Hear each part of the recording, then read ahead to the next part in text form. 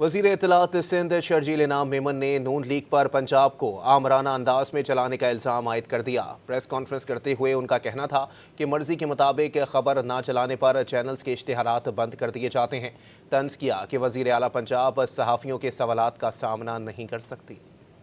डिक्टेटराना सोच है कि आप कहते हैं कि जी ये मेरी डिक्टेटराना सोच है, चैनलों को भी इश्तिहार हम तब देंगे जब कोई चैनल जो है वो हमारे सूबे में जो हुकूमत है उसके खिलाफ कोई खबर नहीं चलेगा तो उसको इश्तिहार मिलेगा, वरना इसको इश्तिहार नहीं मिलेंगे।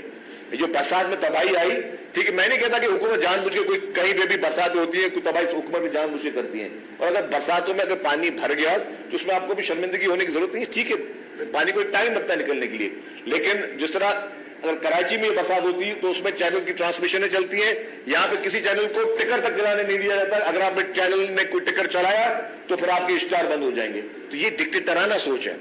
इसी तरीके से ये किसी सहाफी का सवाल भी ले सकते, कोई इंटरव्यू भी नहीं ले सकते। इनके इंटरव्यू आपने देखे आफ्टर चीफ मिनिस्टर नहीं आए होंगे।